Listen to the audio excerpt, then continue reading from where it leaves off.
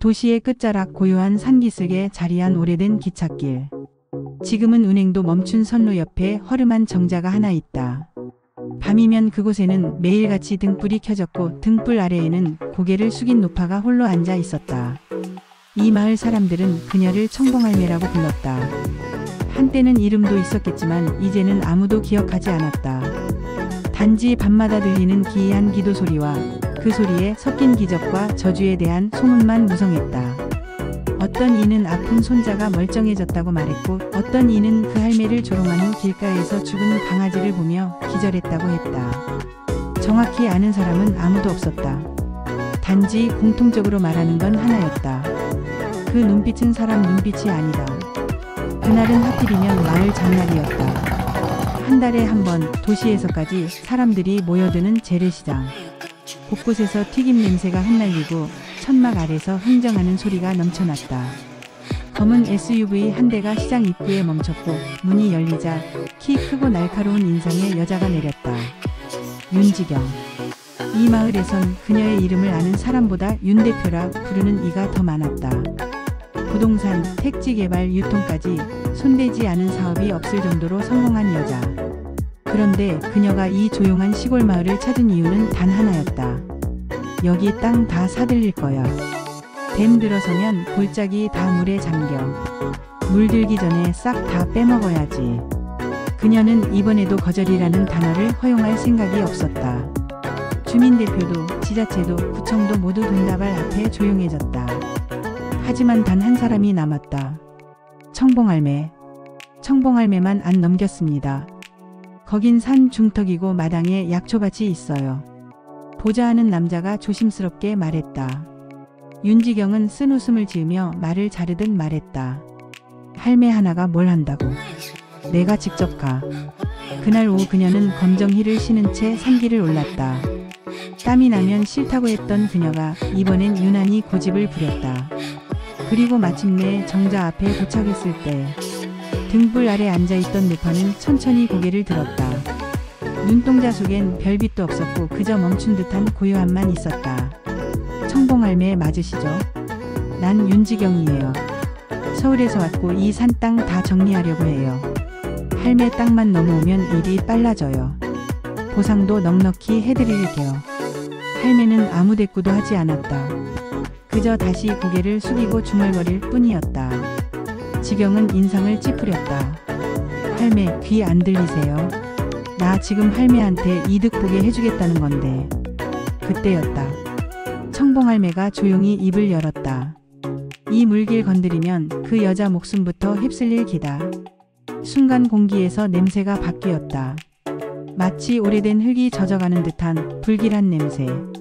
뭐라고요? 지경은 비웃으며 되물었다. 물은 죄를 기억한다. 욕심으로 파면 그 물이 돌아온다. 아가씨 발밑에 흐르는 게 물이 아니라 피가 되어서. 지경은 더 이상 참지 못하고 헛웃음을 터뜨렸다. 아이고 말 같지도 않은 소리를 나이 먹으면 다 저렇게 되나. 그리고 그녀는 그날 처음이자 마지막으로 청봉할매의 뺨을 손끝으로 툭툭 2번 쳤다. 정신 좀 차리세요. 세상이 어디까지 왔는지 모르죠. 무슨 물이 죄를 기억해요. 다 뻔뻔한 헛소리예요. 청봉할매는 조용히 그녀를 바라보았다. 그리고 속삭이듯 아주 작게 말했다. 물은 생명을 빼앗기도 하고 저버리기도 하지. 그 말 이후 산 아래로 내려가던 윤지경의 핸드백에서 갑자기 물이 뚝뚝 떨어지기 시작했다.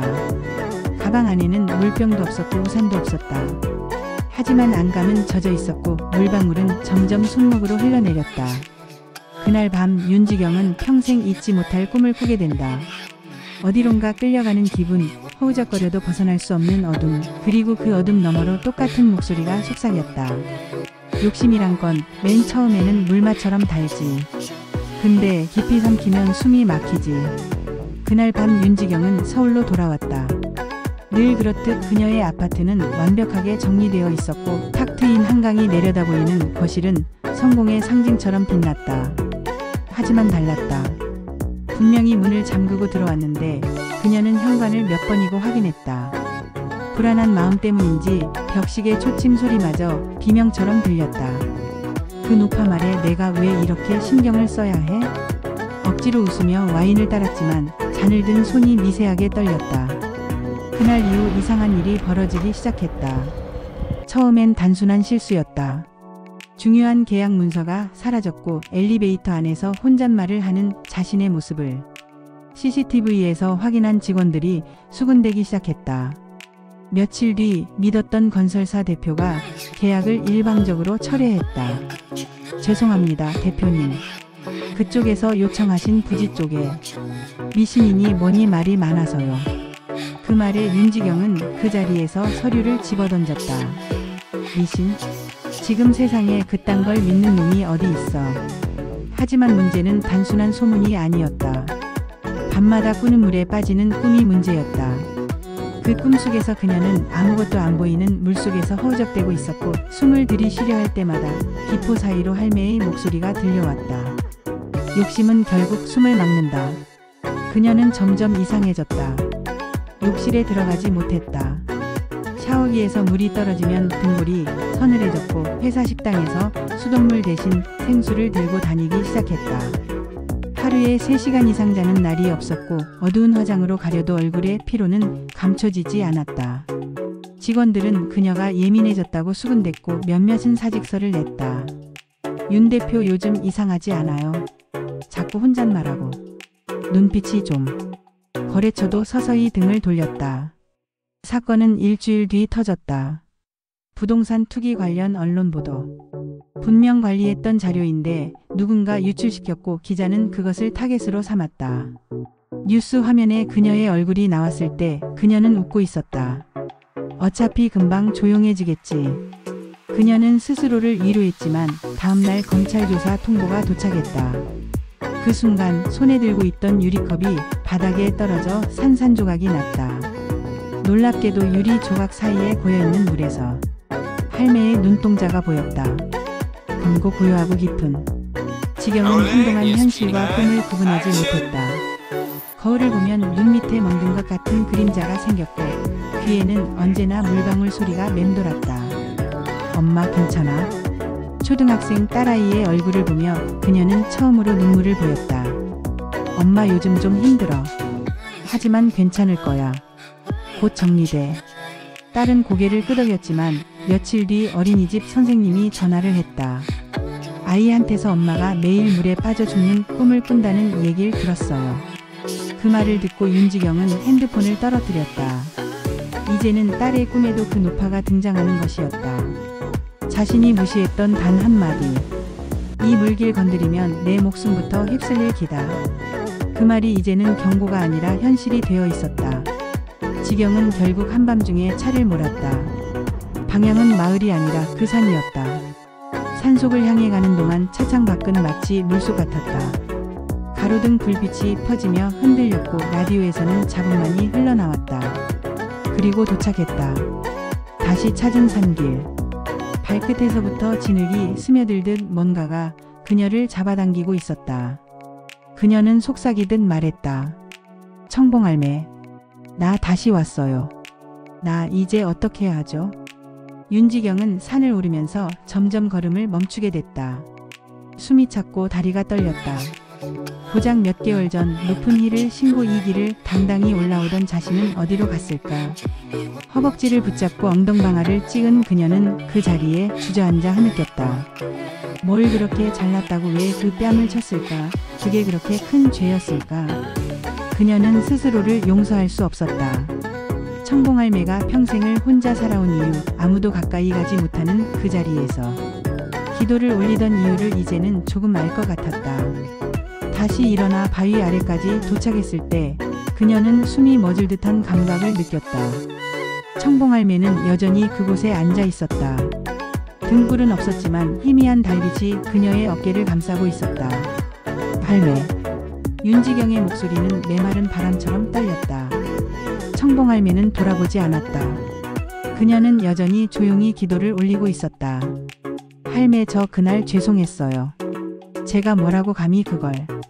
윤지경은 두 무릎을 꿇었다. 예전 같았으면 상상도 못할 일이었다. 그런데 무릎을 꿇는 순간 마치 짐이 내려가는 듯한 안도감이 밀려왔다. 다 망가졌어요. 사람도 집도 회사도 제 딸마저.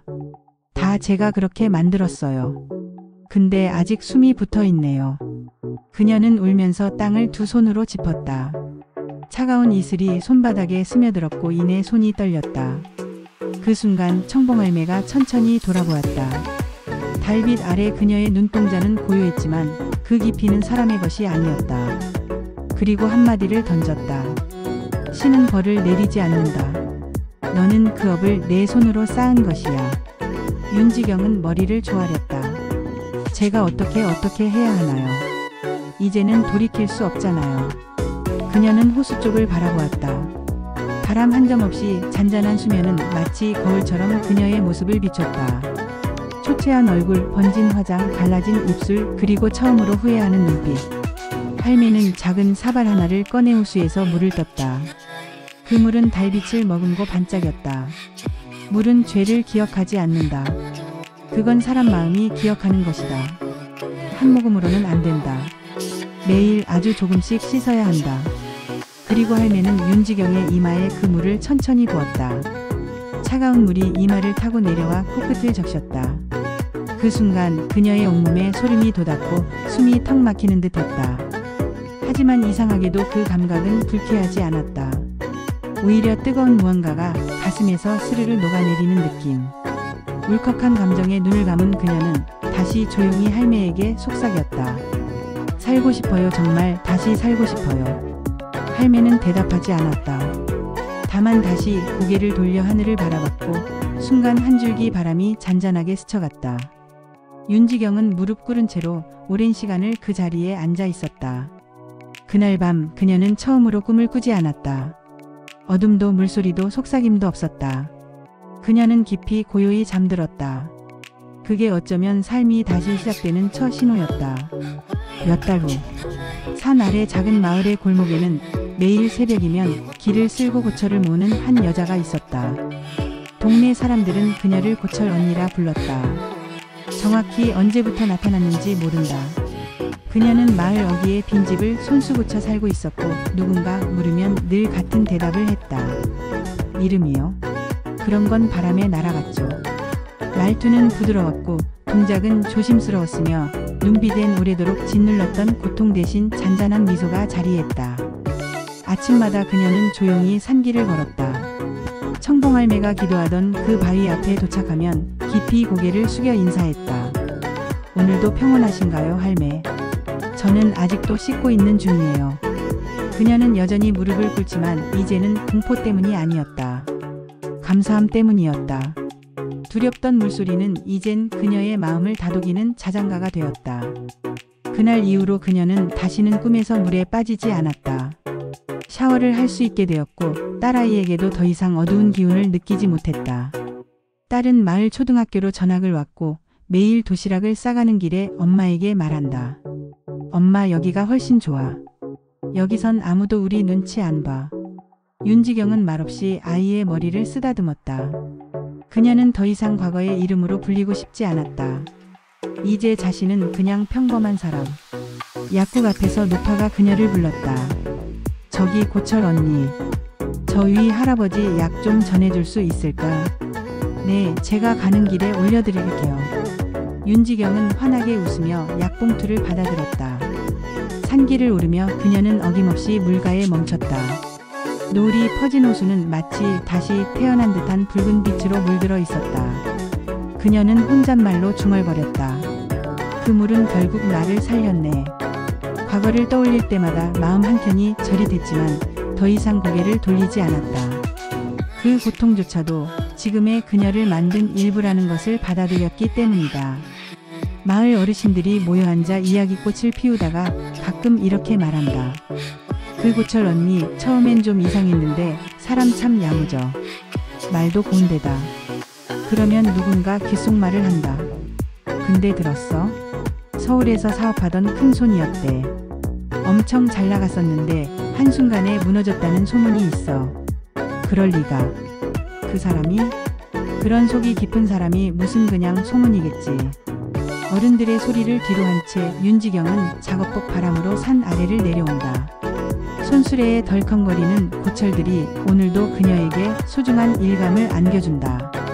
그리고 저녁이 되면 딸과 함께 쑥국을 끓이고 작은 식탁에 마주 앉는다. 엄마, 우리 이제 여기 살면 안 돼?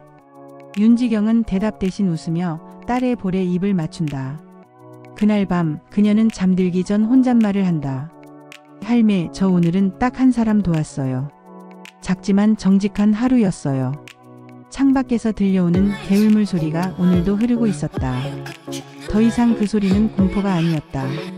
그건 다시 태어난 윤지경을 매일 씻겨주는 소리였다. 때론 이름을 잃어야 진짜 자신을 찾게 됩니다. 욕심은 망각을 부르지만 고통은 기억을 되살리죠. 이야기의 끝은 곧 새로운 시작이었습니다. 그녀가 무릎을 꿇었기에 다시 일어설 수 있었던 이야기.